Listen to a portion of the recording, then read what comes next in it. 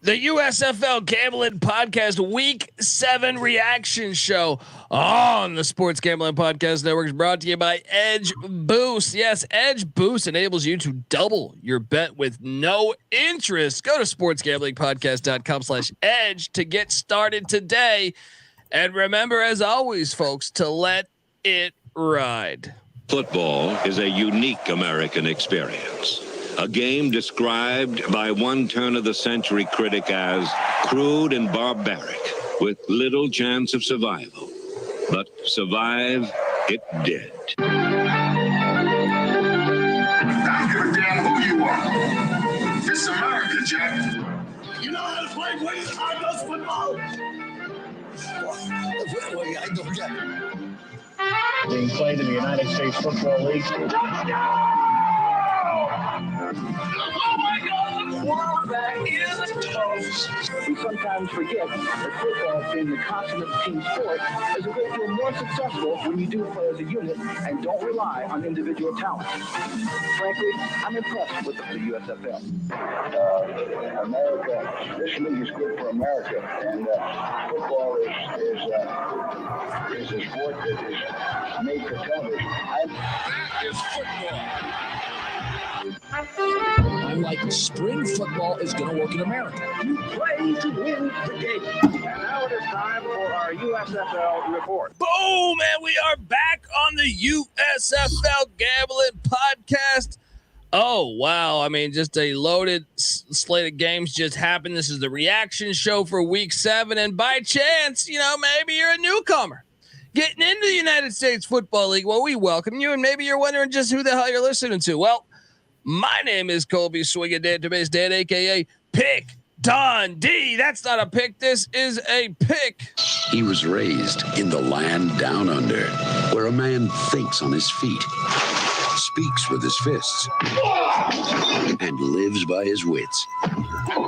When Dundee happened, he was a superstar. I smoke and I drink and I don't have stress and I'm healthy. And you're nothing but a chameleon, lemon-headed, coward, terrorist pussy. And I'm after you, buddy. You're going to pay for it. Good night. Good night. Good night. Patty C. Oh, no. Let me give you a proper introduction. But what are you doing? I hear a little bit. Turn the volume down on that thing. I hear something. I don't know. What are you hearing? I don't know. Maybe turn the volume down a little bit. I feel like you're a little loud. Coming a little hot. But anyway, folks. It might be these gangsters outside of my window pumping the United States football theme song. They've been known to that. Hey, let's be honest. That San Antonio Gunslinger song really bangs. We are joined by my co-host. Give it up for former JMU Duke defensive back, the burrito eating, sideline kiss stealing, wheeling and dealing, Patty C in the place to be. Hi, there we go, buddy. Another week of solid USFL action. Oh, yeah. And, I did hit on my dog. So we'll talk more about it in a second here. But before we get to recapping all that action, I want to tell you that the USFL Gambling Podcast is brought to you by Edge Boost. This episode is supported by Edge Boost, and Edge Boost is the world's first bet now, pay later Visa card. Edge currently offers up to $2,500 in betting advances, which can, be extremely valuable tool. Imagine what you can do with an increased bankroll, baby. Get down on some of your favorite futures without tying up your bankroll for months. Double down on a favorite bet you like, or even use, to create, an awesome middle, or perhaps a hedge. Gross. That's disgusting. Don't hedge. Edge Boost isn't some sleazy loan shark, as they charge 0 interest, baby. So support SGPN and grow your bankroll by going to sportsgamblingpodcast.com/edge to sign up. That's sportsgamblingpodcast.com/edge. Must be 21 years or older to use. Problem with gambling, call 1-800-GAMBLER. All right. We are back on the USFL Gambling Podcast. Patty C, I'm still getting like some type of static or something when between going back and forth on this thing. I don't know what it is, but like a wisp, like I don't know, but we have a problem. Oh, you know because, what's that? Give me 1 minute. I'll be right Okay. back. I'm going to do this for the kids. Yes, there we go, folks. And folks, subscribe to the USFL Gambling. We are on YouTube. You can watch our fuck ups like this on YouTube. And look, I mean, this was an awesome week of action because you had really all 4 games decided by 6 points or less. All 4 games decided by 6 points or less. It was just an absolutely fantastic week, and yeah, I think if you're a fan of the league, you should be thrilled with what occurred here. So yeah, Patty C fixing his problems here, but yes, let's start off with just a fantastic game that was the repeat. That sounds a lot better. It sounds like a repeat, or I'm sorry. This was a repeat from a year ago. The Birmingham Stallions and the New Orleans Breakers. Remember, this was the South Division Championship, essentially to play in the Freedom Cup a year ago. The Birmingham Stallions won 24-20. Patty C. Did you get eyes on this game? Because this game was pretty exciting. I mean, it came down. I feel like Birmingham was always in control. But big. I don't know if I agree with that. I mean, maybe had a slight lead. I mean, for a while there, they were in more control, but I feel like New Orleans was within striking distance most of the time. True, but I'm still saying from 12 minutes on in the first quarter until they never trailed. After that, they were down 3-0 on the first drive, but after that, they never trailed the rest of the game. That is my point. And look, they had it up to, I mean, what was it going into the fourth? I believe it was 24-9. So, you know, that is a decent amount of control there. And I mean, the Breakers scored 11 in the fourth, made it a game. And, you know, but I mean, you look at what happened here. The Stallions, Alex McGough, another solid game, 16 of 23, 70% completion percentage, 1 touchdown, 0 interceptions. That's the big thing to me. He also had 22 yards on the ground and another rushing score. But CJ Marable, who we played in DFS, and I know you cashed in on a DFS lineup. Largely thanks to Marable. 86 yards rushing. Also the leading receiver for the team, 6 for 52. Still didn't get in the end zone, which has been a problem of the past 4 weeks for Marable. But Patty C, are the Birmingham Stallions the best team in the league? I think you have to say so. I mean, I think without any, I mean, we just saw the 2 best quarterbacks in the league play today. McLeod Bethel-Thompson, 42 attempts, you know, but only 57% passing. 279 is a nice output, but an interception, whereas McGough not only got it done with his arm, but he got it done with his feet, got a rushing touchdown for the team, 70% passing. I think they're versatile, and I think McGough is going to be the difference maker in the playoffs. Yeah, and if you were to pull up, you know, obviously the Breakers are tied with the Showboats, but the Showboats have the tiebreaker. So right now, if the playoffs started, the Breakers would not be in. It would be the Showboats and the Stallions. Stallions would be the 1 seed. The Showboats would be the 2 seed. But what an exciting game that is, and it's going to be. Look, everyone in the South. So the Stallions are 5-2, Showboats 4-3, Breakers 4-3, Gamblers 4-3. It's going to make for a very exciting final couple weeks. And then in the North, you have the Philadelphia Stars 4-3, the Panthers 3-4, the Generals 2-5, the Maulers 2-5. We're going to talk all about what occurred this weekend. But yeah, I mean, look, I covered the 3.5 with Birmingham. It became more of a sweat than I thought. The over did not hit. I thought the over would hit on this game. It did not. So I lost there, but I covered on the 3.5. And then we had the nightcap on Saturday, the Philadelphia Stars, the Pittsburgh Maulers. Oh boy. I know we were both on the Maulers here. The Maulers were up 24-20 at halftime. And I felt good about this. The opening kick to the second half, they took back like 70 yards or 60 yards. I think they got into the on the opposing 40. Yeah, I think it was like the opposing 40, but he fumbles. The Stars get the ball, And I feel like all of the momentum, because had he not fumbled as he was going to the ground, you're already practically in field goal range. You got a 4-point lead. So even if you don't get a touchdown and kick a field goal, you're gonna have a 7-point lead kicking off to the Stallions. But I'm sorry, not the Stallions, the Stars. But the Stars, not only did they force the fumble, they recovered it and they also took it forward about 20, 30 yards. So that really set them up for the second half boost as they scored 7 in the third to take a 27-24 lead. Well, was that a blown coverage? That was one of those touchdowns in the second half. Yep. Guys slipped in coverage. Yep, and that was like a 40. I feel like that was, how long was that thing? That thing was a pretty long touchdown. 40, I think it was like 40 touchdown. The Stars, Patty C, and that was the Corey Coleman, the former Cleveland Brown, I think first round pick, if memory serves me correct, out of Baylor. Yeah, it was 56 yards, 56-yard touchdown. Case Cookis, and all of a sudden the Stars are pretty much like a lock heading into week 8. I mean, I know technically they haven't clinched yet. But it almost is hard to believe that they'd be able, if they win this week, I think they've clinched a playoff spot. So the Stars, and they do play Birmingham this week, but out of nowhere, Bart Andrews showing he's the god at coaching. All these spring leagues, the Ottawa GGs, all these other, high school football in Canada, all this other shit. And out of nowhere, the Stars are in first place. And are you buying into the Stars?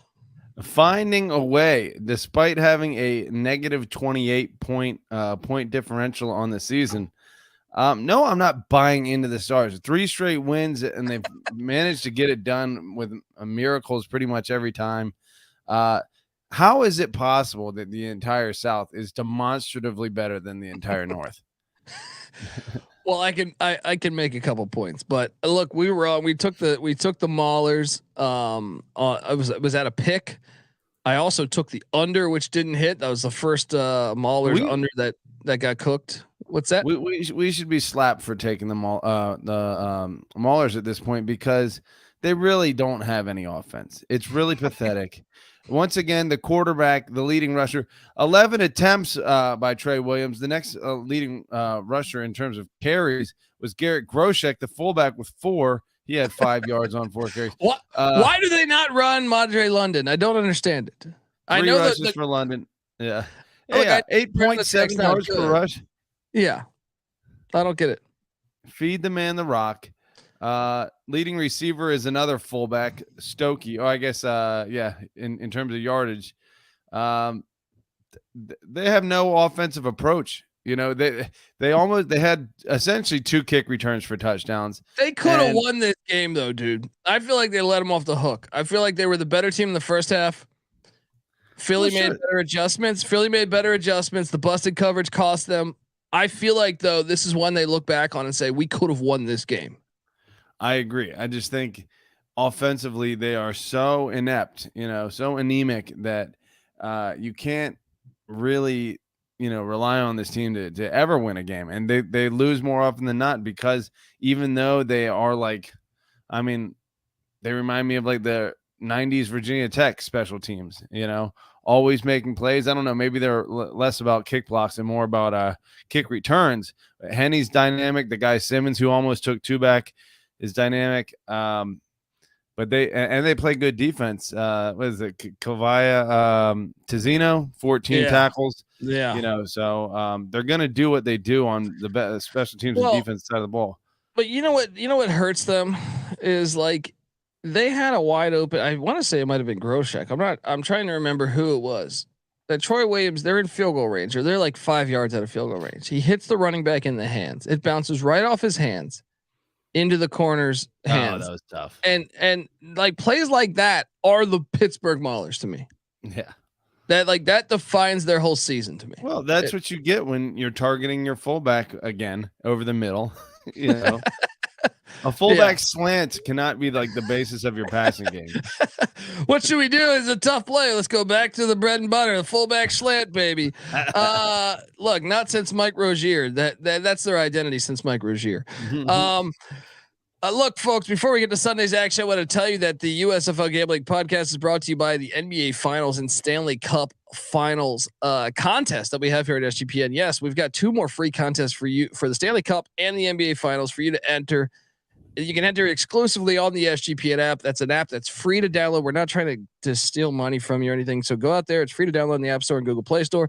And there's series props and game props. $100 SGPN gift card up for grabs for each contest, not just total. Each contest. Download the SGPN app and enter today. And look, I know my Edge Boost play of the week last week was the Maulers, and I'm dying hard on that. I think I'm going to bounce off of that this week, but we'll get to the Edge Boost double down play of the day. Remember that Edge Boost enables you to double your bet with no interest. Go to sportsgamblingpodcast.com/edge to sign up today. That's sportsgamblingpodcast.com/edge. Patty C, let's jump on over to talk about Sunday's action because I don't know how the showboats keep doing it. I don't know how.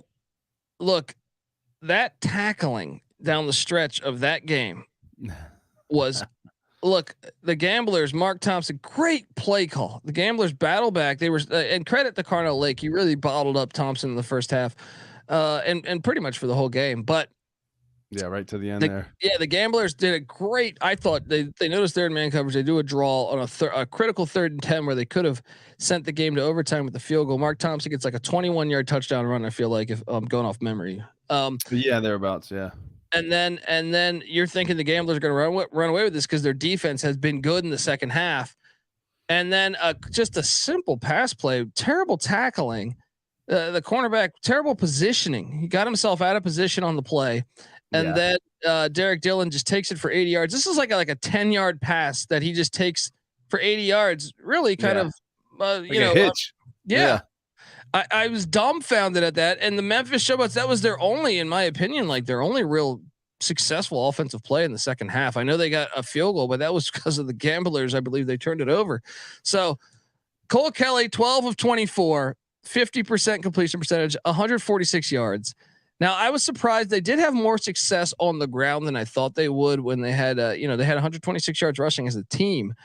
But White with 81 yards rushing. Well, and 4.3 yards a carry is very good for the Showboats. They don't normally get that. But at the same time, I thought the Gamblers made great adjustments. First half, like Memphis was actually moving the ball on them. Second half, I thought they kind of put the kibosh on them with the exception of that 80-yard play. And unfortunately that cost them. And I'm still a bit like Carnell Lake is not being talked about enough for the defensive job that he's done. I am 100% on board with the Showboats defense.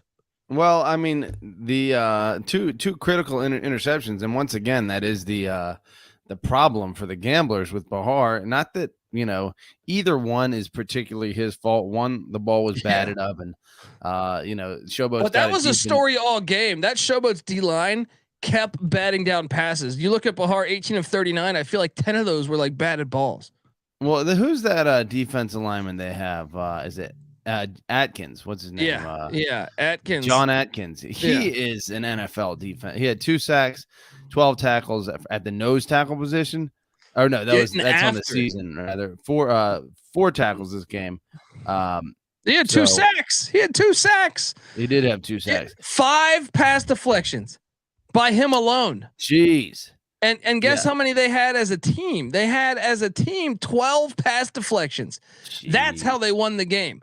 I'm telling you, the Showboats offense is trash, but Carnell Lake is making this team very good because if the Showboats do not turn the ball over, which they almost turned the ball over because Cole Kelly fumbled on a blitz package where he never noticed the blitzer, they almost lost the game because of that.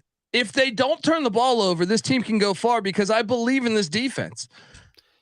Yeah, 100%. They have a good defense and they have a great running back. I mean, obviously the Showboats committed to stopping Thompson. He only had 13 carries.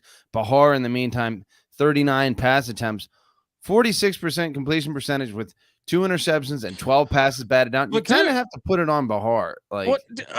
Honestly, he was too short. That was a common theme in that. If you take away those deflections, he's 18 of 27.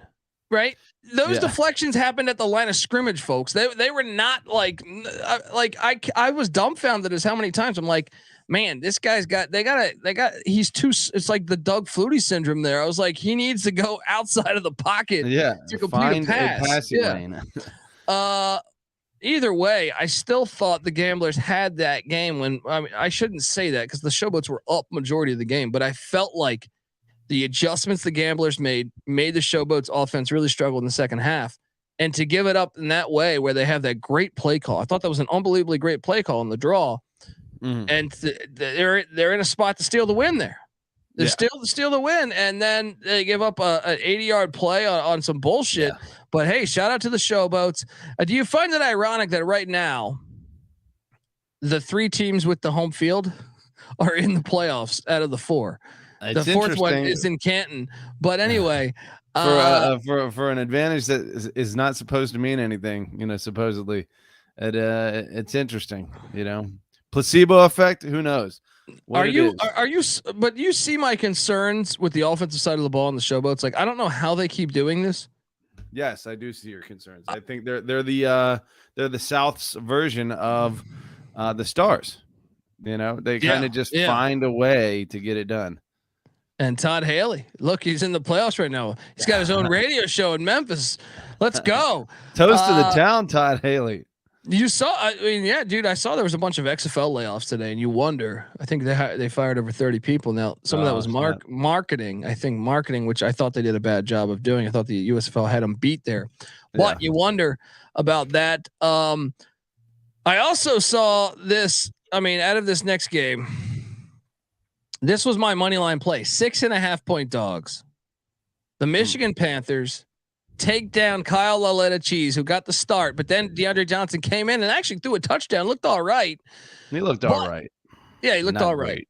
Yeah, but he's injured, and actually the Panthers, who for some reason haven't played Eric Barriere this year, they cut him, and I just saw the Generals signed him, which could be something because I don't.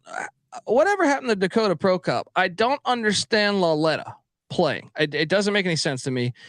I have problems with buying into that team, which I think is so talented at so many spots. It just, who this reminds me of is like the Portland Trailblazers in the late 90s when they were just loaded with talent. And you're just like, why can they not be better? Now, I understand some of that was David Stern fixing the league, but certain teams where they're just loaded, the Oilers, the Houston Oilers in the mid 90s or early 90s, I thought were like, hey, this is a team that's really loaded. For some reason or another, they can't. But sometimes I think you got to get out of your own way. And I think Mike Riley, as much as I'm a Mike Riley guy, I've been a fan of his for a long time, but I think he's overthinking this. Well, now, and with DeAndre Johnson's injury, which I'm still unsure, I don't know what he's got to deal with, but I just tell you that it can't be Kyle Laletta. It can't. You're not going to.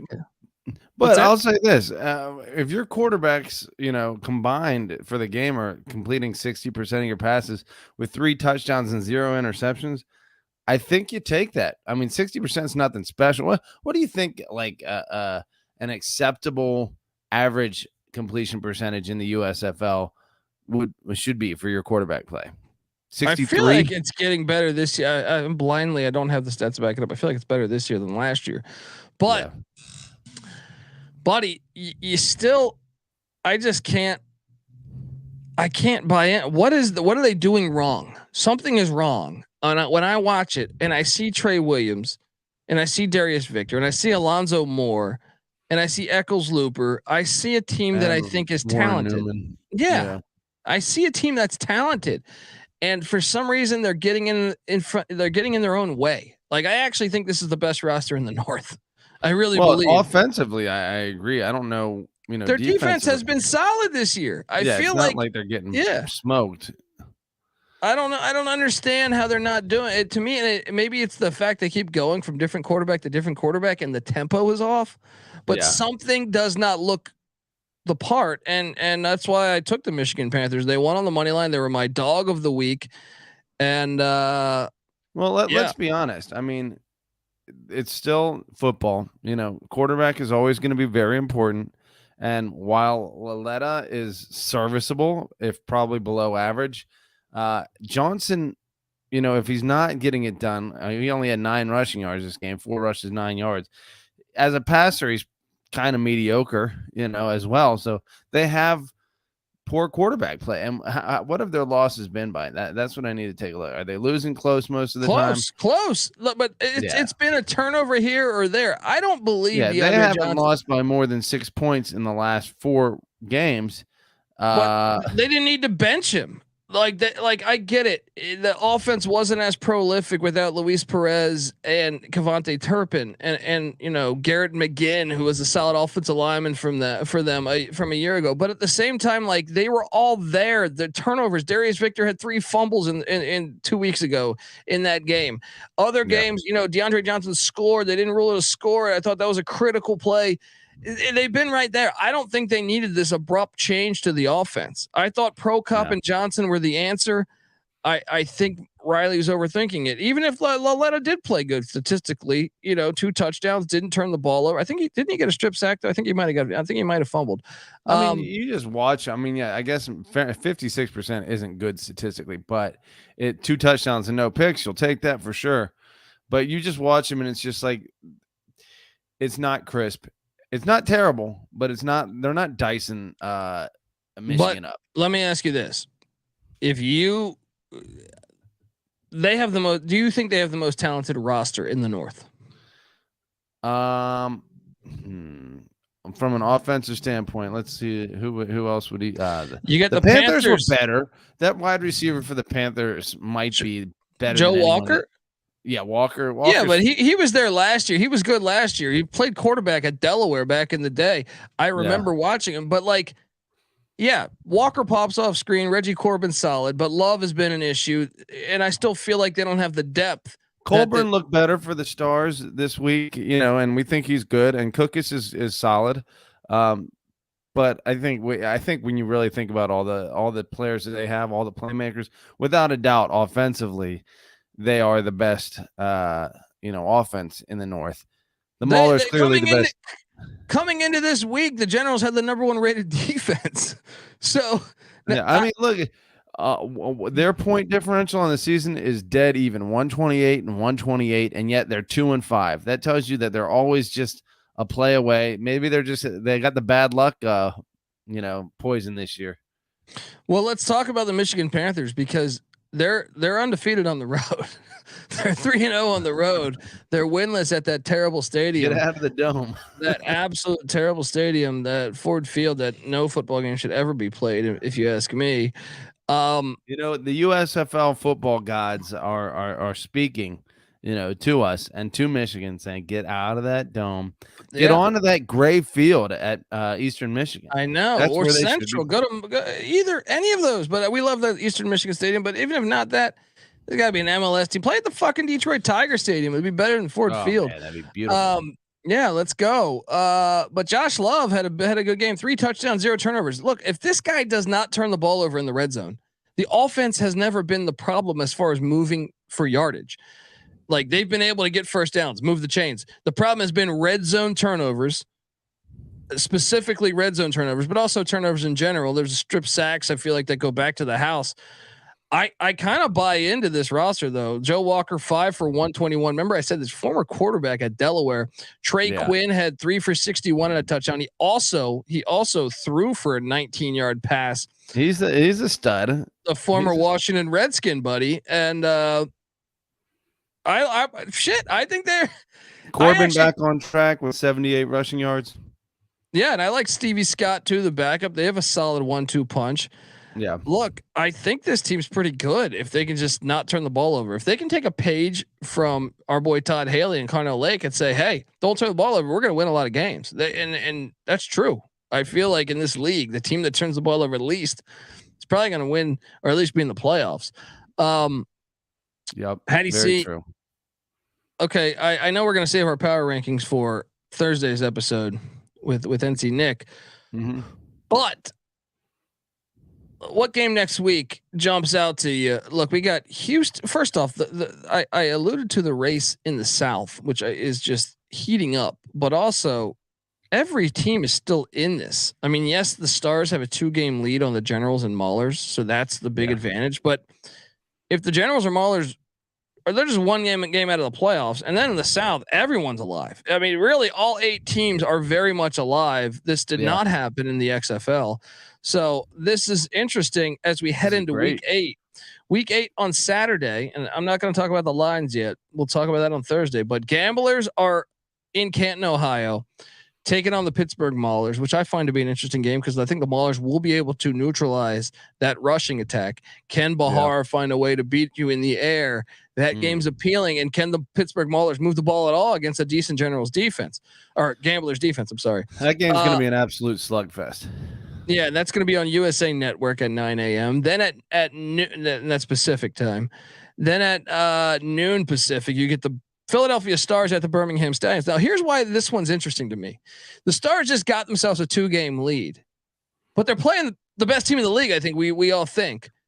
So if they lose, and some of these other teams in the North win, then all of a sudden it's a the race is even back. field. Yeah, almost. the race is back. So I mean, the Stars have to play the Stallions, and then they play the Generals. So the Generals could, if the Generals win this week and take on the Stars next week, they could be back in first place. So just like that.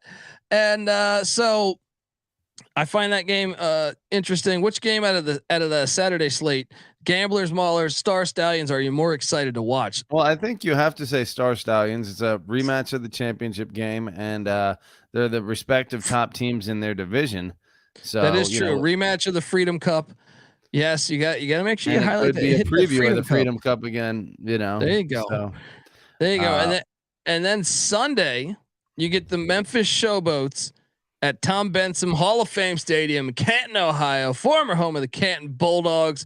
The Memphis Showboats against the New Jersey Generals, right? That's a critical game for the Generals. Like, to me, it's win or go home, pretty much. Yeah, it is. Right. And then you have the Michigan Panthers in Penetrobe Stadium in Birmingham, Alabama, taking on the New Orleans Breakers, which should be an interesting game too. On Sunday afternoon. So both of those teams fighting for their lives. All right, because since we can't power rank these as far as teams, let's power rank the games. I think the Freedom Cup is number 1. Star Stallions rematch, Agreed. I think is number 1 for both of us. Number 2, I think to me, it's tough. I think it's Memphis, New Jersey to me. I agree, just because Memphis is. I mean, they're opposite sides of the coin in terms of lucky team versus unlucky team.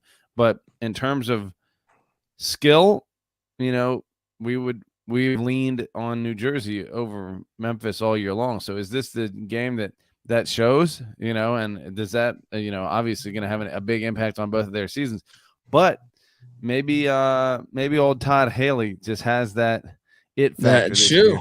Maybe. And then to me, the third game that I want to see most is probably Michigan and New Orleans, because the playoffs are on the line for both those teams. I understand all 4 games have the playoffs on the line, but Gamblers Maulers would be the game I want to see last, because I don't think the Maulers are playoff bound, even though I took a future on them a couple weeks ago.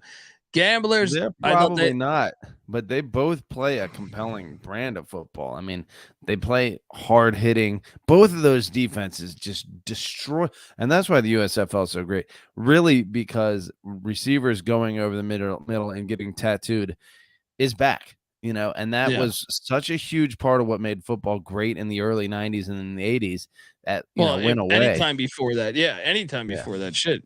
Go back to 1930, and that was great about it. I mean, every time I see it in the USFL, and they just let them play, it reinforces my love for the USFL each and every time. Agreed, and hopefully Mike Pereira is listening to us, because we enjoy that. We want to see football.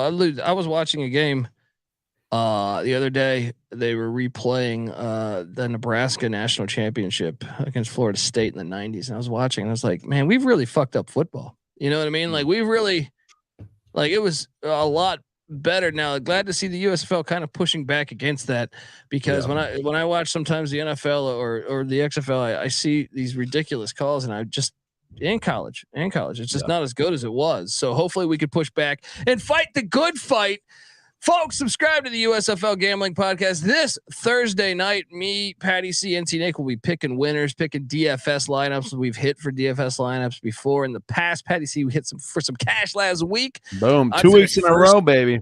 Yeah, and I finished first in the fucking all the land a year ago, and I'll hang on to that stat. Folks. Subscribe to the USFL Gambling Podcast. We also host the College Football Experience as we get ready to preview, like we do every summer, all 133 teams with a solo podcast for each and every team in the land. So subscribe and tell a friend. You can give us a follow on Twitter at USFL Gambling. Patty C is on Twitter at PattyC831. I'm on Twitter at TheColbyD. Remember, we are on YouTube as well. So just go to youtube.com, type in USFL Gambling, and you will get us. Folks, until Thursday, this is the USFL Gambling Podcast. You better start thinking about yours. And we out of here.